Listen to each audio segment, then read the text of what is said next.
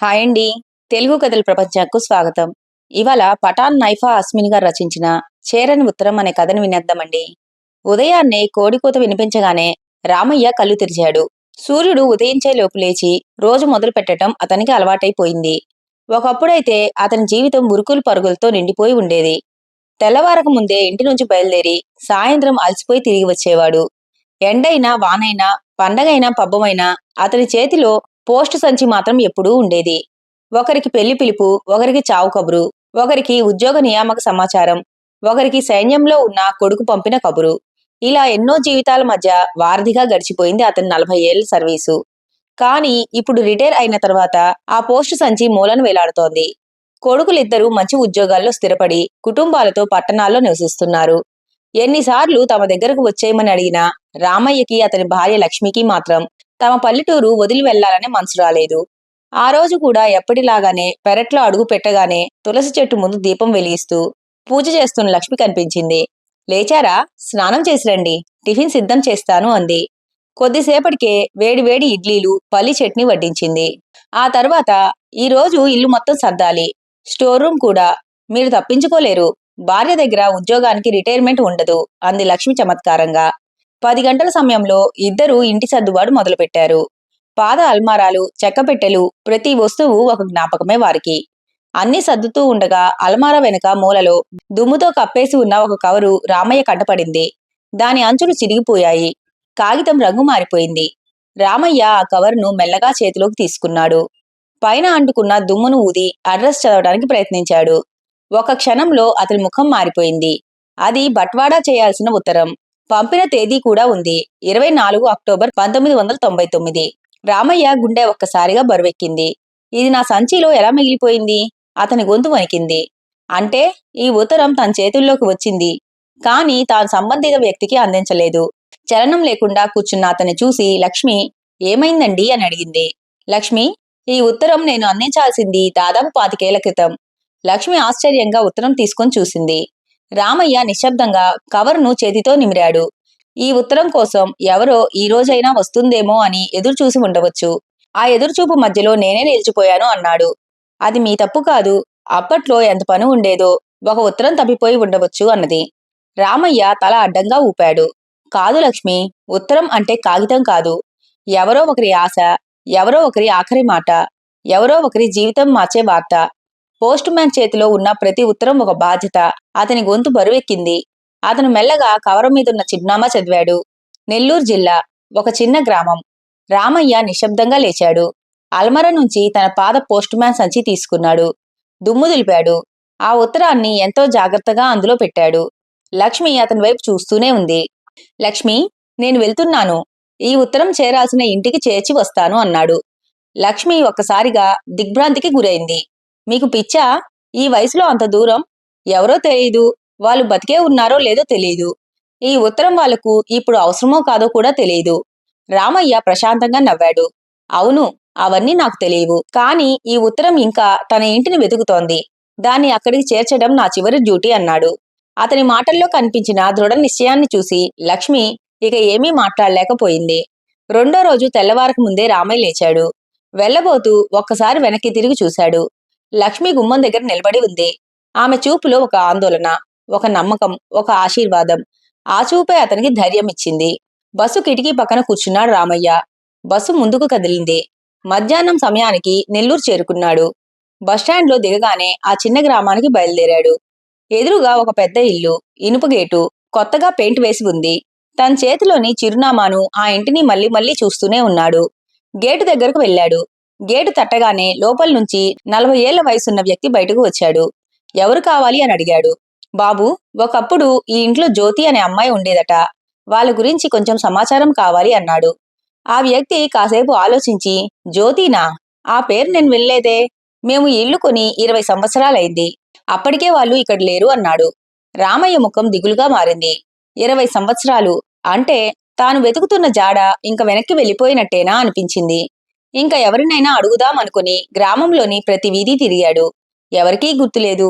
ఒక ఇంటి ముందు కూర్చున్న 80 ఏళ్ల వృద్ధుడు అతన్ని చూసి, ఎవరు కావాలయ్యా అని అడిగాడు. రామయ్య విషయం వివరించాడు. ఆ వృద్ధుడు కొద్దిసేపు ఆలోచించాడు. జ్యోతి. ఆ, అవును, గుర్తుంది. ఆవిడకు ఇద్దరు పిల్లలు. భర్త ఆర్మీలో ఉండేవాడు. ఏళ్ల తరబడి అతని గురించి ఎలాంటి సమాచారం రాలేదు. ఆఖరికి ఆశ వదిలేసింది. ఇక్కడున్న ఇల్లు అమ్మేసి పిల్లల్ని తీసుకుని తన తల్లి దగ్గరకు వెళ్ళిపోయింది. రామయ్య మెల్లగా అడిగాడు, ఎక్కడికి వెళ్లారు పెద్దాయనా అని. వృద్ధుడు తల అడ్డంగా ఊపాడు. అది నాకు గుర్తులేదు అన్నట్లు. రామయ్య ముఖంలో మళ్ళీ నిరాశ. ఇంత దూరం వచ్చి ఇక్కడితో ఆగిపోవాలా? అప్పుడే వృద్ధుడు ఒక్కసారిగా ఏదో గుర్తొచ్చినట్లు లేచాడు.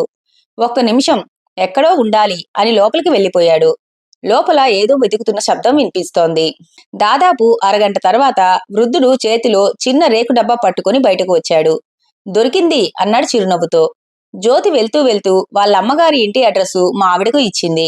ఎప్పుడైనా అవసరమైతే ఉపయోగపడుతుందని ఆమె దాచి ఉంచింది. ఆ అట్టముక్క తీసుకుని చదివాడు. గుంటూరు, ఒక పూర్తి చిరునామా. అతని కళ్ళలో ఆశ మళ్లీ వెలిగింది. రామయ్య భావోద్వేగంతో చేతులు జోడించి, మీరు నాకు అడ్రస్ మాత్రమే ఇవ్వలేదు, ఒక జీవితానికి దారి చూపించారు అన్నాడు. వృద్ధుడు నవ్వాడు. నేను కాదు బాబూ, ఆ ఉత్తరానికే చేరాల్సిన చోటు తెలుసు అన్నాడు. తిరిగి నెల్లూరుకు వచ్చి గుంటూరు వెళ్లే బస్సు ఎక్కాడు. గుంటూరు బస్టాండ్లో దిగేసరికి ఇంకా చీకట్లు విడలేదు. తెల్లవారే వరకు అక్కడే కూర్చొని తరువాత ఆ చిరునామాను పదే పదే చూస్తూ, ఒక్కో వీధి దాటి ఒక్కో ఇంటి నంబర్ చూసుకుంటూ చివరకు ఆ ఇంటి ముందు నిలబడ్డాడు రామయ్య. నెమ్మదిగా గేటు తట్టాడు. కొద్దిసేపటికి ఒక వ్యక్తి బయటకు వచ్చాడు. ఎవరు కావాలండి అన్నాడు. రామయ్య చేతిలో ఉన్న కవర్ పైన పేరు చూపిస్తూ అడిగాడు. జ్యోతిగారు ఇక్కడే ఉంటారా బాబు అని. రండి, లోపల కూర్చోండి అని గౌరవంగా లోపలికి ఆహ్వానించాడు అతను.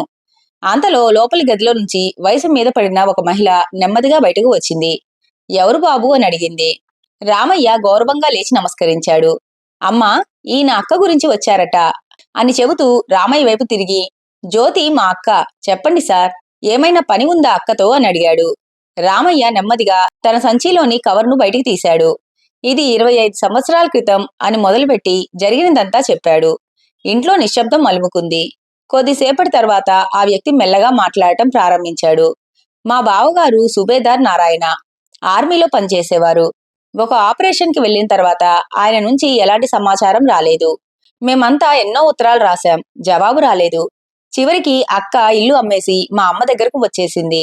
రామయ్య మెల్లగా అడిగాడు, జ్యోతిగారు ఇప్పుడు ఎక్కడ ఉన్నారు అని. మీకు మళ్ళీ శ్రమ ఎందుకు? ఆ ఉత్తరం నాకివ్వండి, నేను పంపిస్తాను అక్కకు అన్నాడు. రామయ్య వెంటనే తల అడ్డంగా ఊపాడు. లేదు, అది నా చేతిలో తప్పిపోయింది, అందుకే నా చేతుల మీదుగానే చేరాలి అన్నాడు. సరే, ఒక్క నిమిషం అని లోపలికి వెళ్లిన అతడు కొద్దిసేపటి తర్వాత ఒక చిన్న కాగితం పైన చిరునామా రాసుకుని తెచ్చిచ్చాడు. రామయ్య కాగితం తీసుకుని చదివాడు. ఖమ్మం, కూతురి పేరు భారతి. ఒక సాధారణ కుటుంబం. ఇన్ని కష్టాలు, తండ్రి ఆచూకీ లేకపోవడం. అతనికి తెలియకుండానే కళ్ళలో నీళ్లు తిరిగాయి. ఆ రాత్రే రామయ్య తిరిగి ఇంటికి చేరుకున్నాడు. లక్ష్మి గుమ్మం దగ్గర ఎదురు చూస్తోంది. ఏమైంది, ఉత్తరం ఇచ్చారా అని అడిగింది. రామయ్య అలసటతో నవ్వాడు. ఇంకా లేదు, మళ్ళీ వెతకాల్సి వచ్చింది అని అన్నీ వివరంగా చెప్పాడు. రేపే ఖమ్మం వెళ్తాను అన్నాడు. మరుసటి రోజు ఖమ్మం వెళ్లే బస్సు ఎక్కి కిటికీ పక్కన కూర్చున్నాడు. చేతిలో అదే ఉత్తరం. ఈసారి మాత్రం గుండెల్లో భయం. ఒకవేళ ఆమె నన్ను తప్పుపడితే, 25 సంవత్సరాలు ఎందుకు ఆలస్యం చేశావని అడిగితే, నా వల్ల వారి జీవితం మారిపోయిందని చెబితే, ఆలోచనలు ఆగటం లేదు. కాని వెంటనే అనుకున్నాడు, ఏ శిక్ష వేసినా స్వీకరిస్తాను, కాని ఈ ఉత్తరం మాత్రం అందించకుండా వెనక్కి వెళ్ళను అని. బస్సు ఖమ్మం వైపు వేగంగా దూసుకుపోతోంది. ఖమ్మం బస్టాండ్లో దిగేసరికి ఉదయం 11 గంటలు దాటింది. చేతిలో పాత తోలు పోస్టు సంచి, అందులో ఒకే ఒక్క ఉత్తరం. అయినా అది ఇప్పటి వరకు మోసిన వేలాది ఉత్తరాల కంటే బరువుగా అనిపించింది. ఆ చిరునామా చేతిలో పట్టుకుని నెమ్మదిగా నడుస్తూ చివరకు ఒక పెద్ద ప్రభుత్వ భవనం ముందు ఆగాడు రామయ్య.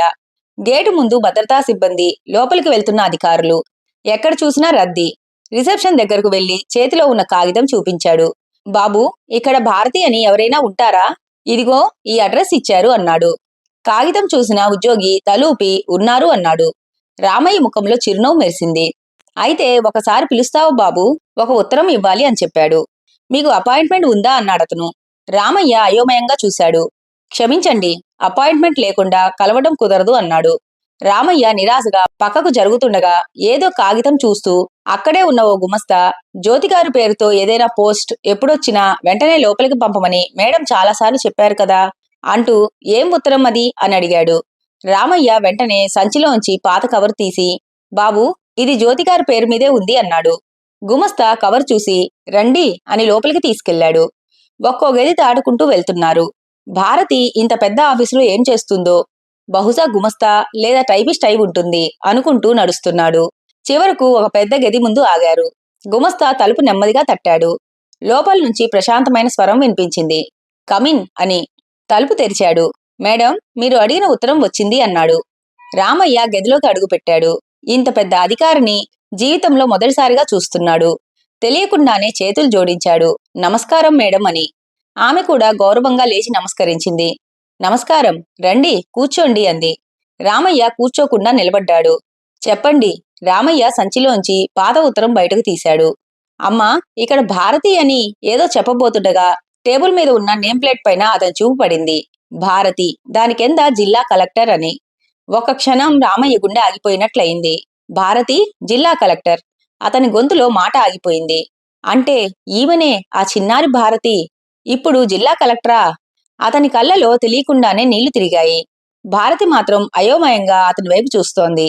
ఏమైంది అని అడిగింది. అప్పుడు రామయ్య వణుకుతున్న చేతులతో ఉత్తరం ఆమె వైపు చాపాడు. అమ్మా, ఇది మీ అమ్మగారి పేరు మీద వచ్చిన ఉత్తరం. భారతి తీసుకుంది. కవరు పైన ఉన్న తేదీ చూసిన క్షణం ఆమె ముఖంలోని చిరునవ్వు మాయమైంది. 24 అక్టోబర్ 1999. ఆమె చేతులు వణికాయి. గుండె వేగంగా కొట్టుకుంది. నెమ్మదిగా తలెత్తి రామయ్య వైపు చూసింది. ఈ ఉత్తరం ఎక్కడ దొరికింది మీకు అని అడిగింది. రామయ్య తల వంచుకున్నాడు. అక్కడి నుంచి తన మనసులో మోస్తున్న భారాన్ని ఒక్కో మాటగా దించసాగాడు. అమ్మా, నా నిర్లక్ష్యం వల్ల ఈ ఉత్తరం మీ దగ్గరకు రావటానికి 25 సంవత్సరాలు పట్టింది. నన్ను క్షమించండి అన్నాడు. గదిలో నిశ్శబ్దం అలుముకుంది. రామయ్య ఏం జరుగుతోందో అర్థం చేసుకునే లోపే ఆమె అతని పాదాలకు నమస్కరించింది. అమ్మా, ఏంటిది? రామయ్య ఉలిక్కిపడ్డాడు. భారతి కళ్ళల్లో కన్నీళ్లు. బాబాయ్ గారు, ఈ ఉత్తరం కోసం నేను 25 సంవత్సరాలు ఎదురు చూశాను. కానీ ఏదో ఒక రోజు తప్పకుండా నాన్న ఉత్తరం వస్తుందన్న నమ్మకాన్ని మాత్రం వదల్లేదు. ఈ రోజు ఆ నమ్మకాన్ని మీరు గెలిపించారు.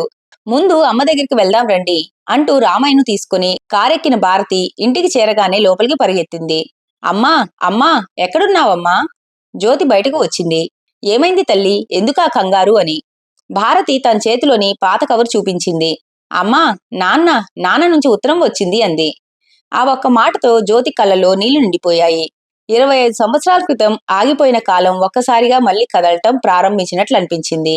భారతి వణుకుతున్న చేతులతో కవర్ తెరిచింది. లోపల 2 ఉత్తరాలు. ఒకటి భారత సైన్యం నుంచి, మరొకటి తన తండ్రి చేతిరాత. ముందుగా అధికారిక ఉత్తరం చదివింది. సుబేదార్ నారాయణ దేశ సంరక్షణలో వీరమరణం పొందినట్లు ఆయన చివరి విధికి వెళ్లే ముందు కుటుంబానికి వ్యక్తిగత లేఖ రాసినట్లు అది ఈ ఉత్తరానికి జత చేస్తున్నట్లు అందులో ఉంది. ఉత్తరం పూర్తయ్యేసరికి జ్యోతి కళ్ళలో నీళ్లు ఆగలేదు. ఆమె మెల్లగా 2వ ఉత్తరాన్ని భారతి చేతిలో పెట్టింది. ఇది మీ నాన్న గొంతు తల్లి, చదువు అన్నది. నా బంగారు తల్లి భారతికి. నీ ఉత్తరం నాకు అందినప్పటి నుంచి దాన్ని ఎన్నిసార్లు చదివానో నాకు గుర్తే లేదు. నువ్వు పరీక్షల్లో మంచి మార్కులు తెచ్చుకున్నావని, టీచర్లు నిన్ను మెచ్చుకున్నారని చదివినప్పుడు నా గుండె ఆనందంతో నిండిపోయింది. నాన్నా, నేను పెద్దయ్యాక ఏమవ్వాలి అని అడిగావు కదా తల్లి. నీ వయసు ఇంకా 10 ఏళ్లు. ఈ వయసులో కలలు కనాలి, నవ్వాలి, ఆడుకోవాలి. కానీ నీ ప్రశ్నలో ఉన్న ఆలోచన చూసి నాకు చాలా సంతోషమేసింది. నువ్వెప్పుడైనా ఆలోచించావా నేను నీకు భారతి అని, తమ్ముడికి భరత్ అని ఎందుకు పేరు పెట్టానో? మీ ఇద్దరూ పుట్టకముందే నేను ఆ పేర్లు నిర్ణయించుకున్నాను. ఎందుకంటే నాకు ఈ దేశం అంటే ప్రాణం. నాకు జన్మనిచ్చింది మా అమ్మ. కానీ నాకు గుర్తింపును, గౌరవాన్ని, జీవితాన్ని ఇచ్చింది ఈ మాతృభూమి. అందుకే నా పిల్లల పేర్లలో కూడా ఈ దేశం ఉండాలని కోరుకున్నాను. భారతి, భరత్ అంటే నా దేశం. మీ ఇద్దరిని పిలిచిన ప్రతిసారి నాకు ఈ నేల గుర్తుకు రావాలని నేను కోరుకున్నాను. తల్లి, మనం జన్మభూమి రుణం ఎప్పటికీ పూర్తిగా తీర్చుకోలేం. కానీ మన వంతుగా కొంతైనా తిరిగి ఇవ్వగలం. కొందరు సైన్యంలో చేరి దేశాన్ని కాపాడతారు. కొందరు వైద్యులై ప్రజల ప్రాణాల్ని కాపాడతారు. కొందరు ఉపాధ్యాయులై పిల్లల భవిష్యత్తును తీర్చిదిద్దుతారు. మరికొందరు మంచి అధికారులై ప్రజలకు న్యాయం చేస్తారు. నువ్వు గొప్ప అధికారివి కావాలని నా కోరిక. డబ్బు కోసమో పదవి కోసమో కాదు, అవసరంలో ఉన్నవారికి అండగా నిలవటానికి. నీ సంతకం వల్ల ఒక పేదవాడి జీవితంలో వెలుగులు పూయాలి. నీ నిర్ణయాల వల్ల ఒక గ్రామం అభివృద్ధి చెందాలి. అప్పుడు నేను ఎక్కడ ఉన్నా గర్వపడతాను. కానీ తల్లి, నువ్వు ఏది అయినా కాకపోయినా నాకు ముఖ్యమైనది ఒక్కటే. నువ్వు మంచి మనిషిగా ఎదగాలి. ఇతరుల కష్టాన్ని అర్థం చేసుకునే హృదయం నీకు ఉండాలి. అదే నిజమైన విజయం. మీ అమ్మను జాగ్రత్తగా చూసుకో. ఆమె నవ్వు వెనుక ఎంత త్యాగం ఉందో నువ్వు పెద్దదానివయ్యాక అర్థమవుతుంది. మన చిన్న భరత్ ఎలా ఉన్నాడు? ఇంకా నా ఫోటో పట్టుకొని తిరుగుతున్నాడా? వాడికి నా తరఫున ఒక పెద్ద ముద్దు ఇవ్వు. నేను ఇంటికి వచ్చిన తర్వాత నువ్వు వేసిన బొమ్మలు చూడాలి. నీతో కలిసి బయటికి వెళ్ళాలి. ఇంకా నువ్వు అడిగే 100 ప్రశ్నలకు సమాధానాలు చెప్పాలి. ఇప్పటికైతే నాకొక చిన్న పని ఉంది. అది పూర్తయ్యాక నీకు మళ్ళీ ఉత్తరం రాస్తాను. అప్పటి వరకు బాగా చదువు, బాగా నవ్వు, కలలు కను. నీకోసం నేను కొన్న భారత జాతీయ పతాకం బ్యాడ్జ్ను ఈ లేఖతో పాటు పంపిస్తున్నాను. దాన్ని చూసినప్పుడల్లా నేను ఎక్కడ ఉన్నా నీ కలల గురించే ఆలోచిస్తూ ఉంటానని గుర్తు చేసుకో. ఎంతో ప్రేమతో మీ నాన్న. ఉత్తరం ఎప్పుడు ముగిసిందో ఎవరికీ తెలియలేదు. ఆ ఉత్తరం పైన జారిన కన్నీటి చుక్కలు కొన్ని అక్షరాలను తడిపేశాయి. ఆమె మెల్లగా ఆ ఉత్తరాన్ని తన గుండెలకు హత్తుకుంది.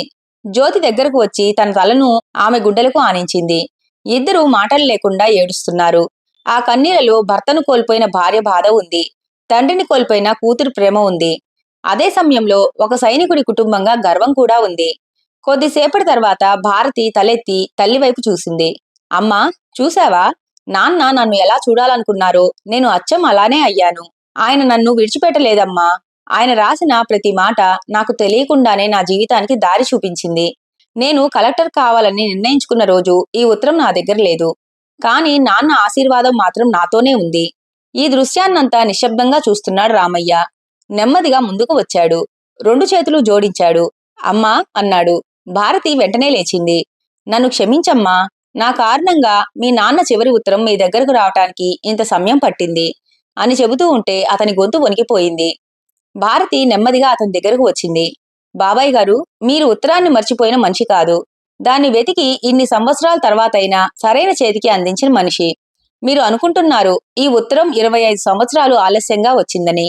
కానీ నాకు మాత్రం అలా అనిపించటం లేదు.